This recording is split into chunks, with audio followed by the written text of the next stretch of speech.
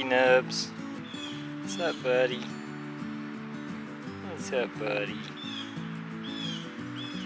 Brown one over here is Lucky Nubs. Lucky's had a hard life. Yeah, when she was in the nest box, old mama, I guess, thought maybe she was dead, stillborn or whatever. Had nibbled her foot off. It's like basically she just has a heel. She's done fine, she moves around fine. Just like any other bunny rabbit. Put it on the grass, he's jumping around, she's jumping around right now. So yeah, it's pretty cool.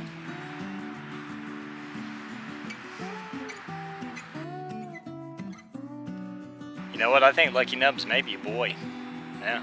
Well, you know guys, the temperament of these silver fox rabbits are really good. They're just really friendly rabbits. Really loving rabbits. Of course, I haven't seen too many rabbits that can be mean. I know with some of the meat variety of rabbits, they weren't exactly bred for their personality. But in the way of what they need to do for me, hey, awesome guys. The poo, you don't have to compost it. It's a cold manure. You can add it right to your garden, which is great. The urine I'd like to use on my blueberries. Get that acidity up on those guys. Now with a lot of these silver fox breeds, they got what they call a silvering. It's not black, it's not white. Some varieties of rabbit, the ones that have the really good gooting, you can actually rub the hair backwards and it should stand up. The silver fox was designed for that. Lucky Nubs in there has some excellent gooting. Some of these guys take after probably more New Zealand, but yeah, the fur is awesome. And they're just great little guys. You can have a harvest in about 12 weeks, guys. I really wouldn't go any longer than 12 weeks. They start to show signs of adulthood. I don't like that in my cages, guys. I just don't. I know you could probably wait till 16, and I've done both. The weight is not that much more different at 16 weeks as opposed to 12 weeks. And like I said, I do it early. It's best to just avoid that. The cage system, I hate to do that to my rabbits and keep them isolated, but it makes things simpler. You know who's getting bred to who, and nobody's being messed with. And you might want to put a divider between your males and females just to keep your females from getting sprayed. Males will do that. I mean, they've done it to Morella. I don't know, it's just a male thing, I guess, but yeah, these guys are great. But the rabbit endeavor has been fun, and they are productive. You don't ever want to breed your rabbits during the warm season, guys. Rabbits are cold season. Fall into winter and early spring. You want to have those Easter bunnies, and you want to have them ready for the cold weather. They just don't tolerate the hot, guys. You think they would. They're the total opposite of most animals. They tend to be more active in the mornings and evenings. And all through the night. I mean, they're rodents, you know. And then believe it or not, rabbits actually have two different kinds of poop. You wouldn't think they would, but they do. They got the little balls that everybody thinks of, and then they had the nighttime poos, which they're like grapes. Like grapes. It's like second harvest for them, guys. Even their digestive tract is backwards. It's actually better for them to eat that nighttime poo because they get the most nutrients out of it. I just don't allow for it. I'll give my guys, you know, alfalfa and stuff, but I don't like the idea of the poo eater, so I'll let that one slide. If they happen to tuck one away somewhere and I don't know about it, they may get away with it. You know, might get away with it. But we don't breed very heavily here on the homestead in the way of rabbit. We usually do a couple breedings a year, you know, just to keep them going. I know people can breed the tar out of them, I just don't do it, because the more bunnies you have, the more you gotta feed. How many bunnies do you really need in your fridge? With everything going on in the world, it feels good to have some form of security. It's sad. I mean, I hate it that people frown on like an agricultural lifestyle. I mean, you know, what are you gonna do? You go home and you pull your chicken out of the cellophane wrapper, you know, you don't know how the thing's been treated. You know what they do to chickens? They cut their little beaks off. Have you ever seen that? Pack them in the little rooms. At least these guys get to see the sun, get to enjoy the grass. You know, they got a better life. Dahlia over here is probably gonna be with us. She may be our next breeder. She seems to have a really, really nice attitude. Pretty decent fur. Thing too about rabbits, guys.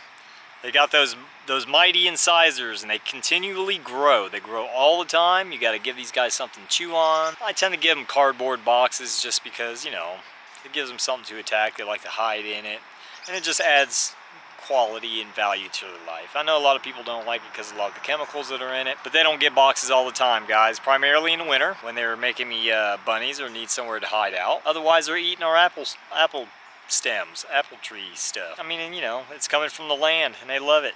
There's other things you can feed them. Pine. You can feed them pine up in there. They love pine cones. So anything that wears their teeth down, it just keeps growing, guys, and growing and growing and growing. And if you let it keep going, your rabbit's going to have some major problems. You got to take it to the vet or whatever and have their teeth, you know, shortened. A teeth shortening, you know, a teeth shortening. Now you get them cut down. You know, if you stay on it, guys, you shouldn't have a problem. Other thing too, rabbits got little kitty claws. I don't know if you ever really think about it, but when you're handling these guys, they got some serious claws. They're just like a cat, retractable claws. And they're just a crazy animal in general. I love rabbits. They're so friendly, and I can see why a lot of people don't raise them for this purpose anymore. But for me, it's not that issue. No, it's not like that. So I love my animals. I love taking care of my animals. I see them born. I see them die. You know, that's hard, guys. It's tugs at your heart. You know, the other great thing about raising rabbits is they're very quiet. They don't really make too much noise. I had this little girl out here in the pen, and they were in there thumping. That's their I'm unhappy sign, if you ever hear that from a rabbit. There's other times where I notice they kind of give you the evil stare. And you can tell they just don't want to be messed with. They're like, man, it's fine, it's fine. You got to realize, rabbits are prey animals. Treat them like prey animals, let them come to you. Don't go chasing them down. If you're on a good, you know, basis with them, you can go in there and pet them, love them, pick them up and stuff. You know, it's cool. But make sure they're all right with it. You got to earn that trust. Earn the trust, y'all. Earn the trust. I'm going to tell you a funny story. What happened to me the other night.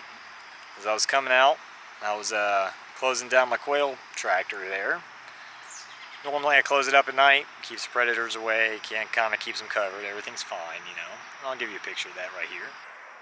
I try to move them every day, guys. Fresh grass makes happy birds, which makes better eggs, better meat. The other night, they were open, right?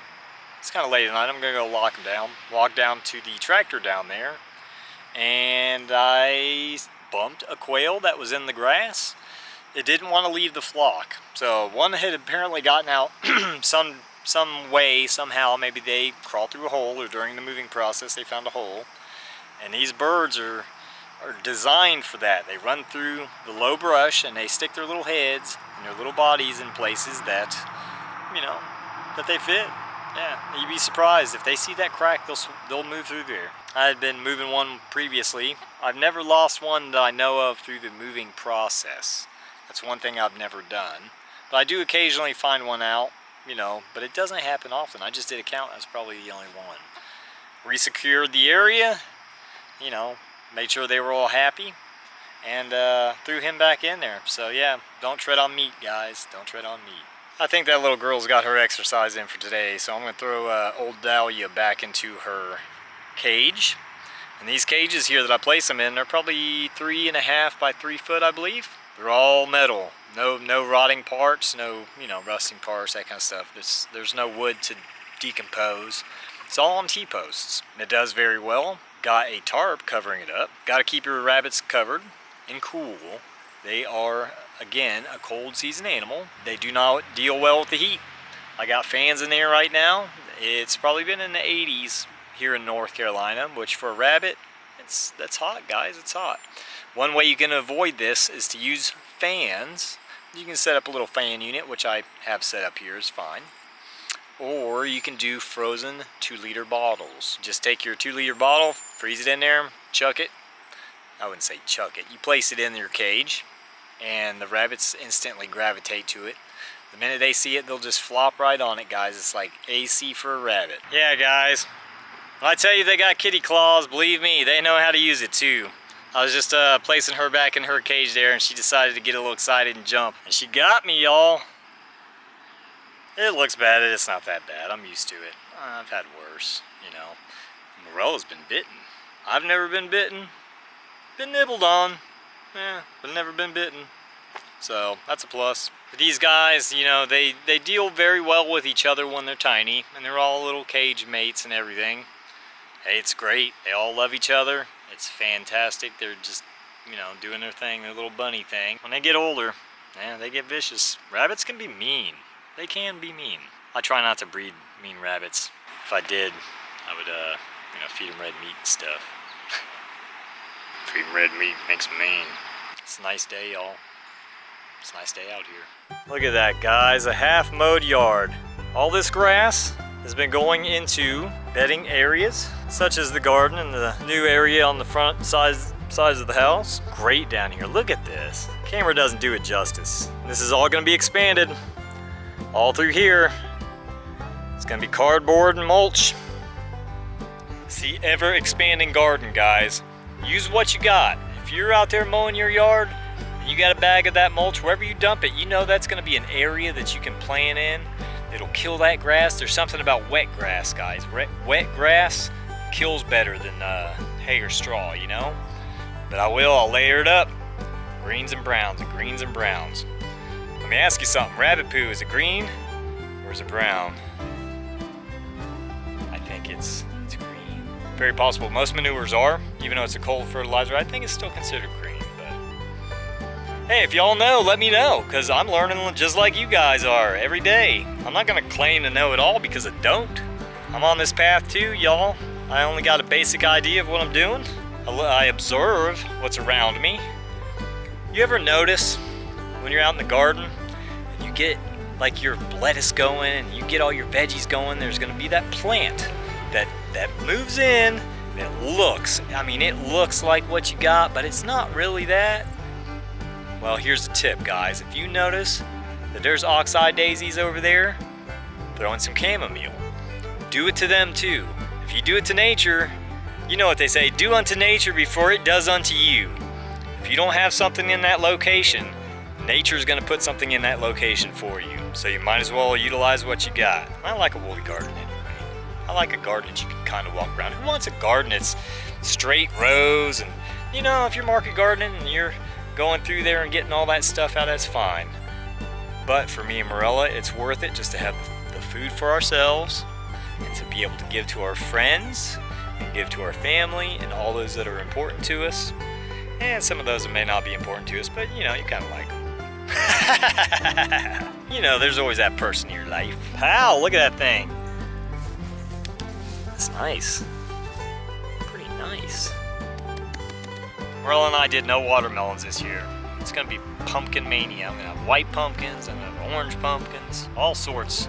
I can tell that my vines are starting to die back now, which is a good sign because that means that the plant has made seed and things are going great.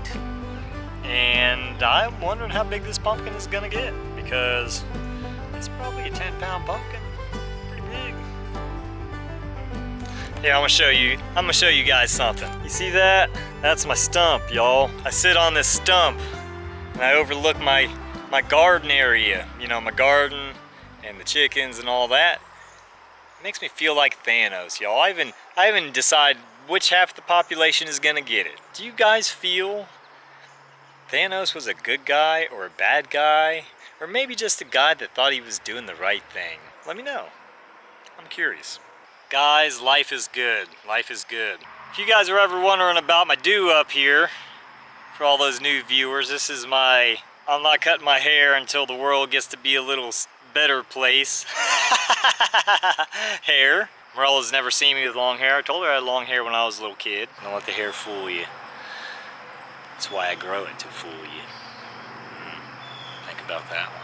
You never know somebody until you know them. I can have a bad day, guys. I come down here to the garden, I sit and piddle, I play with the animals, and all my problems just kind of melt away. It's just your time to go and sit and do what you need to do, you know.